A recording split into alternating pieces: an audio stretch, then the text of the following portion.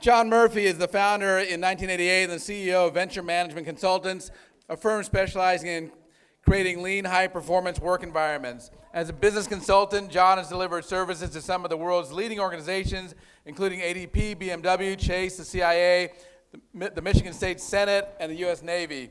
As an educator, John has trained thousands of people from over 50 countries. As a speaker, he shared the stage with General Norman Schwarzkopf, Zig Ziglar, Dennis Waitley, Rocky Bleier, Anthony Robbins, and the five of us. John has appeared in over 400 radio and television stations, and his work has been featured in over 50 newspapers nationwide. He's the author of 19 books, including the 2010 Editor's Choice from All Books Review, Best Inspirational Book of the Year, Beyond Doubt, 4 Steps to Inner Peace. John is a graduate of the University of Notre Dame with a BA in Finance and the University of Michigan's Human Resources Executive Program. He is also a former quarterback for Notre Dame, and he lived in Holy Cross and Morrissey. He now lives in Palm Beach, Florida. Please welcome John Murphy. Thank you, Brian. Thank you. And thanks for sticking around. I know we've run over just a little bit. Even though it's been 40 years since the story I'm about to share with you happened, it still gives me the chills every time I think about it. It was that life-changing. And it's a story about how one book, one chapter in that book, and one man changed my life forever. And I'll share that with you today. It's about perception. And when we experience a perception shift, or a paradigm shift as some call it, it sets everything back to zero. It completely changes the rules. And we see that today with the likes of Uber and Tesla and Airbnb, completely changing the world with a shift at a deep level of perception. And we've all heard perception is reality, which is a paradigm. It's a belief. It's not factual at all. Just because if we stand on the horizon and we look or we stand on the beach and we look at the horizon, the world seems to be flat, doesn't it? And certainly not moving. And for how many centuries did people believe that? No, Earth's not moving. It's flat. Otherwise, we'd fall off or fall over. It was a complete shift. And the guy that suggested this shift at the time, Galileo, ended up in prison. A ludicrous idea, you know. But that's the power of paradigm, and that's really what this talk is all about. So it's also what Albert Einstein was talking about when he said, the significant problems we face today, whatever they might be, cannot be solved at the same level of thinking that we were at when we created them. I find that a very intriguing statement for 2 reasons, really. Number one, it suggests that we have something to do with our own problems. Of course, that's nothing new. Jesus said it over 2,000 years ago. We reap what we sow. The problem is most of us don't know what we're sowing because it's happening at the subconscious level. At a level of the mind, we don't even know what's in there. Dr. Bruce Lipton, best-selling author of the book The Biology of Belief, with data and science, shows us that what we think and what we believe at the deepest level actually affects our DNA. And there's numerous military experiments that back this up. What we think and believe at the deepest level affects our DNA. The subconscious mind is 1,000,000 times more powerful than the conscious mind.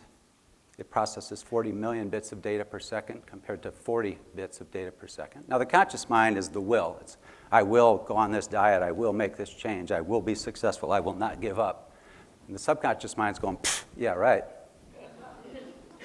Now, most of the programming, and think of it as programming, most of the programming in the subconscious mind comes into the subconscious mind in the first 6 years of life when we're in a theta frequency. And it goes deep into that subconscious mind where we don't even know why we're afraid of certain things. We don't know why we assume certain things. And we're surrounded by assumptions and these paradigms and these mental models. I mean, the second part of Einstein's statement was we have to think at a different level. So we really have to get down to that level of the subconscious mind. The subconscious mind runs over 99% of our daily lives. The conscious mind's usually thinking about something in the future, something you got to do tomorrow, or something in the past. It's not present. The subconscious mind has no choice but to be present. So it's multitasking everything in our lives while the conscious mind's thinking about tomorrow or last week or next year. So what's going on in the subconscious mind? And this leads me to the story. I want you to imagine now for a minute that you're 17 years old and you're laying in a hospital bed weeping because an expert, a world-famous surgeon, has just told you that you can no longer do what you love doing. You can't do it anymore due to a terrible accident. How do you feel about that? It's devastating. So you're weeping. And while you're laying there, you start reflecting back. By the way, the surgeons just spent 10 hours on 2 different occasions in the operating room reconstructing your foot, which you happen to run through a lawnmower, just shredding it. And so you're sitting there in that bed, and you start reflecting on your life just a little bit. And you uncover some very powerful paradigms. For example, you were born on Friday the 13th. There's a paradigm. You probably, certain images come to mind when you see that. Your last name's Murphy, as in Murphy's Law, and you know that law. If anything can go wrong, it will, at the worst possible moment. The terrible twos. By the age of 3, you'd already had 2 near-death experiences. Going right into the light. Wow. And you had numerous mishaps throughout the next 17 years, and this one lands you in the hospital once again. You've had multiple surgeries, countless stitches, and it's almost like there's an expectation of bad luck. What's going to happen next? You've also recited this mantra week after week after week, I am not worthy, which to a kid can easily translate into, there's something wrong with me. God made a mistake. And so you reflect on these dark ages over the last 17 years and the current one, and you're feeling hopeless. You're feeling depressed, despair. And then you get a gift. And it's a book sent to you. It's this book right here. The original copy that I have, full of notes, by the way.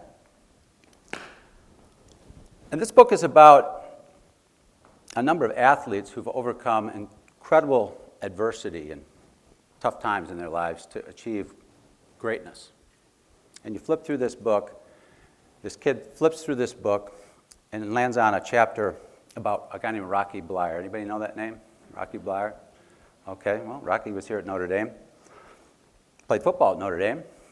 Great football player, but the pros, the scouts came out and they said, he's too small and too slow to really make it in the NFL, and not sure we want to take the risk. But he did actually get drafted in the very last round by the Pittsburgh Steelers. But before he ever played a down at Pittsburgh, he got drafted to Vietnam. And you know what happened in Vietnam? He got severely wounded. Gunfire in his hamstring, shrapnel all through his foot. Doctors, after numerous surgeries, told him, I'm sorry, son, but you're never going to play football again. Now imagine being that 17-year-old kid reading this. But you know what Rocky did? He said, I don't believe that. This is mind over matter.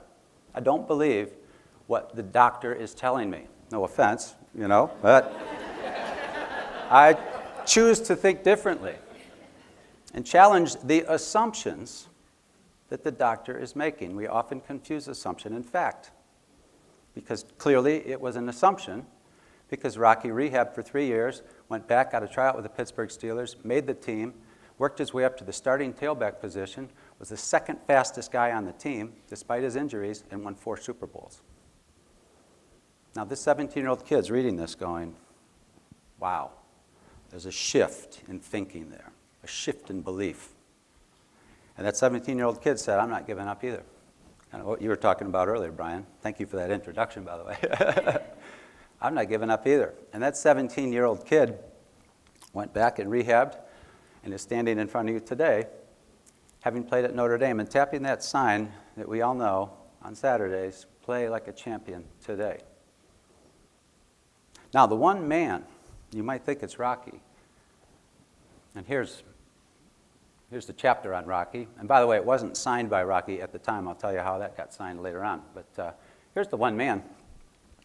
And that happens to be my grandfather. Pictured here with my mother years ago. God rest his soul.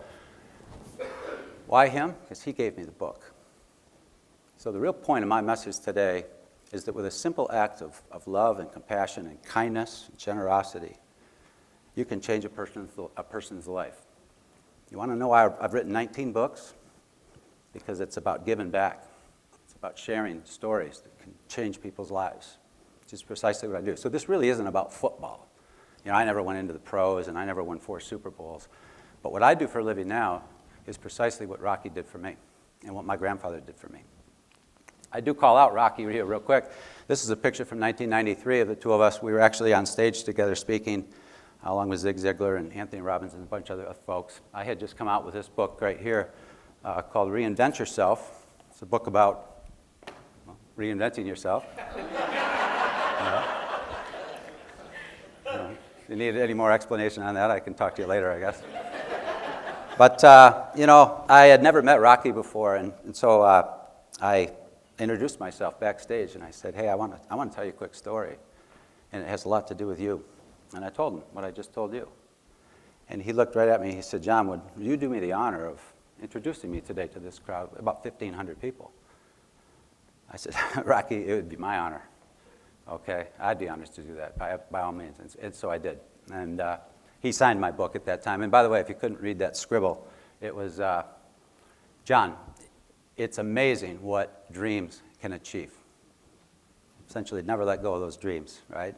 Believe. Okay, so Einstein said the significant problems we face today cannot be solved at the same level of thinking we were at when we created them. The real takeaway here is next time you have a problem, take a good look in the mirror. Ask yourself, what assumptions, what interpretations, what underlying paradigms or boxes? People say think outside the box. What box? A paradigm is a box. And I like to tell people it doesn't do a whole lot of good solving problems inside a box when it's the box that's the problem. You need a shift completely. Because otherwise you're up on the surface trying to get through the day, manage behavior, cope with stress, deal with family, deal with diet, deal with all of these problems that we have. But wisdom's about drilling down into that level of assumption. This is what Einstein was talking about, a different level of thinking, really getting down to where the action is, the pivot points, the leverage points, really getting down there. Now, to show you the power of perception and paradigms, I've got one quick exercise for you. All right, and if you've seen this exercise before, don't play, because I want to give somebody in here a chance to win a copy of the book Half Full. And the exercise is right here. Okay? Move one ring to form 2 separate lines of 4 rings. When you figure this out, just raise your hand. Okay? You've got 1.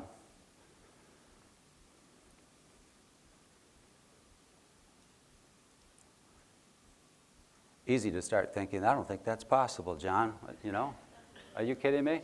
The reason you have trouble with this is because you're in a box, you're in a paradigm, and you don't know it. That's the power of perception and paradigm. You're in a box and you don't know it, which makes what I'm talking about very difficult. Okay? It's an awakening to when you shift paradigms. It's like, wow, aha. So let me give you the answer, all right? We've got 1 who got it. By the way, don't feel bad because very few people get this exercise. So here's the answer. We're going to take that bottom ring and put it right there. You see it? Now, if you still don't see it, you're really in that paradigm. Let me help once more. There it is. I just slid it over a little bit. You were in a 2-dimensional paradigm, as I like to put it. There was no rule about 2 dimensions, was there? I don't think I said anything about 2 dimensions. You put yourself there. The significant problems we face cannot be solved at the same level of thinking we were at when we created them. We're doing this to ourselves all the time. We're getting in our own way. We're believing things that are completely false. And a lot of these things are coming from people who love us, our parents, our doctors, our siblings. It's not malintent. It's just the blind leading the blind. We don't know any better. Jesus said it. The Buddha said it. Ignorance is the root cause of all problems. Every problem on this earth, when you get down to the real root cause, we don't know any better. If we knew better, we'd do better. Okay, so when you go through a paradigm shift, it kind of it comes up like that. So I'm just going to finish my talk very quickly with a little quote here from Walt Kelly in Pogo. We have met the enemy, and he or she is us. All right, let's take a look at what we believe at the deepest level. Let's really start to drill down. And when we do that, let me tell you something, it changes everything. Thank you very much. God bless you.